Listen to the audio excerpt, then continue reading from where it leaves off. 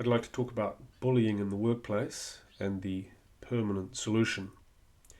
No doubt you keep running into narcissists in the workplace and having issues with them.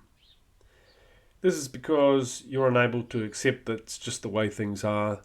There'll always be narcs lurking around middle management, and you feel it's your job to purge the company. So off you go on a suicidal mission, usually against someone who has better contacts and a more secure position than you, and you're surprised when you lose.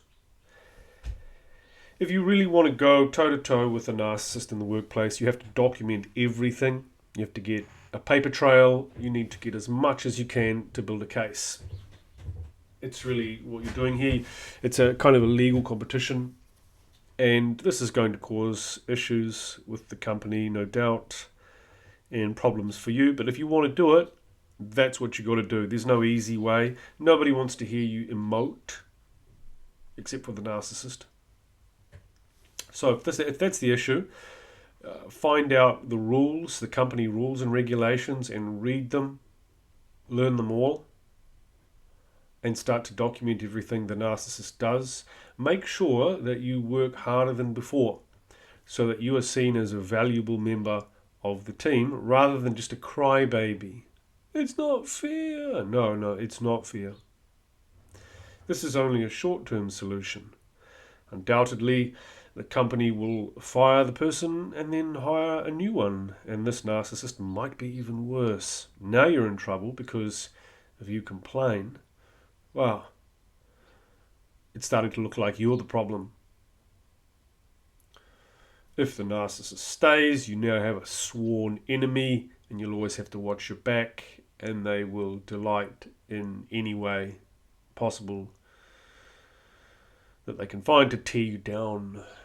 So what is the permanent solution? The permanent solution is related to the borderline problem. If you are a person who keeps running into these narcissists, you are what we call a borderline, not an empath or any other goofy term, a codependent. You're a borderline. And their egregious behaviour vexes you. Of course it does. They're idiots. But this is the world in which we live. And if you want to adopt the child's view of work, which is you go to some place at 9 and then you finish at 5 and the boss pats you on the head and gives you money, then you're going to have to suffer. You'll have to battle with narcissists. They'll always be around. You'll have to learn to be very careful about what you say, to remain focused, to allow other people to battle the narcissist by themselves. Sometimes you can't just save everybody. It's a sinking ship.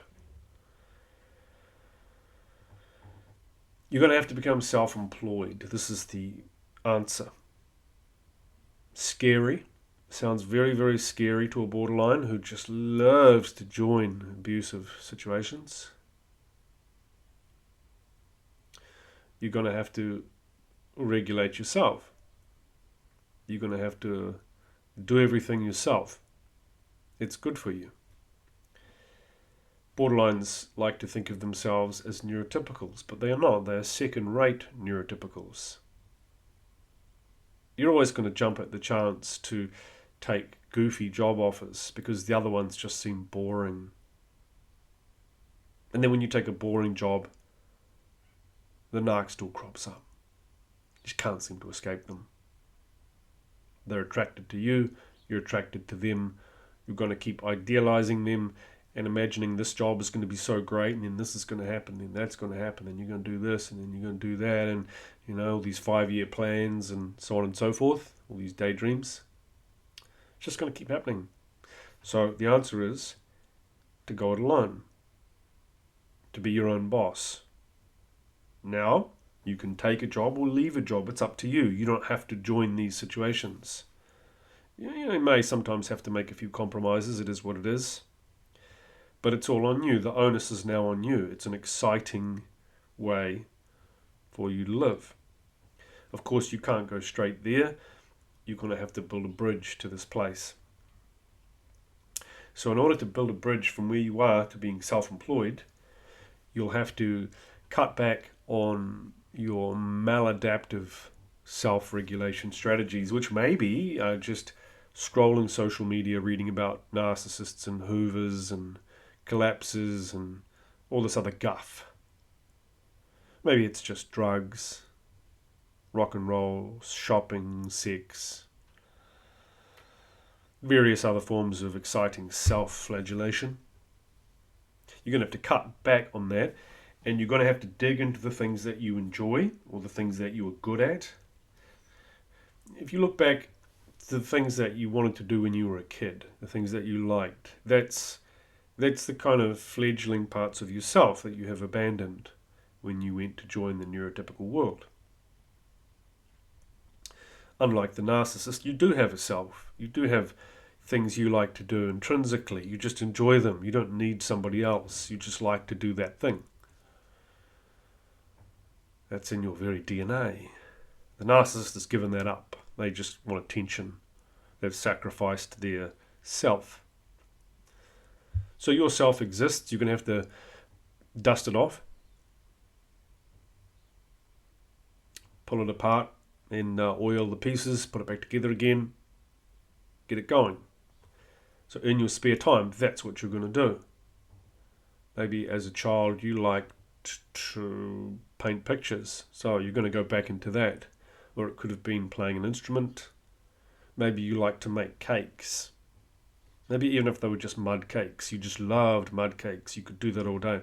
So you're going to go back into it. But now, as an adult, you've got to make money out of it. So you're going to have to try and think about how you can sell the product. This is the ultimate solution to your bullying problem.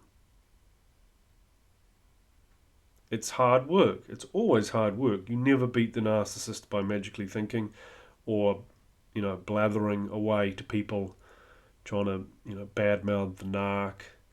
Because they're an expert at that. You're a rank amateur. They're going to clean your clock every single time. The answer is to become more independent. This is the whole problem of the borderline, is this dependency and this caving to fear and then joining some poisonous group because you're just too scared to stand alone. Well, why rush it? When you get older, you're going to become dependent again, like a child. And then maybe those skills will come in handy, having to, please narcissists. You might actually have to do that for survival at that point. But you have a little window here in which you can establish yourself. And I think that if you do this, your old age will be easier because your authenticity will have attracted other authentic people to take care of you when you are old. You won't have frittered away your time on narcissists and fighting narcissists and loving narcissists and just anything narcissist. No, you will have developed something beautiful and you'll be respected. So you can think of this as a bit of an old age policy, as sort of your 401k. You're going to be brave. It's going to be exciting and it's going to bring up a lot of emotions that you don't want to deal with. It's sort of easier in the short term to enmesh yourself in some exciting interpersonal drama than be alone and be afraid, have all these emotions come up that you don't want. You thought they were gone, but they're still there. They've waited ever since childhood, waited to ambush you. But you're an adult now and you've got more resources than you did when you were a kid. This is your window. This is your window and it is brief. You do not have all the time in the world to do these things. You will get too old at some point, and then you just got to wait it out from then on. And what will you have? What will you have to reflect upon? What will others think of you? Will they want to take care of you? Have you left a legacy behind of which they are proud or they want to be a part of? So it's now that you're going to do it. It's going to be scary. It's going to be exhilarating. And you're going to start now. You're going to start digging into these things and doing them in your spare time, even though you don't want to. You kind of do, you kind of don't. It's comforting to go back to that same old maladaptive fantasy that you have. that someone else is just going to do it all for you. You're going to join a perfect group, you're going to find the perfect workplace, the perfect partner, and then somehow, magically, everything's going to be easy. The lion will lay down with the lamb. You can frolic about naked and eat fruit from the trees. You go back to the Garden of Eden. But you can't, because a cherubim and a flaming sword bar the way. This is life. By the sweat of your brow will you earn your bread. From dust you are made, and to dust you will return. So, while you're up and about, it's time to get cracking. It's time to be adventurous.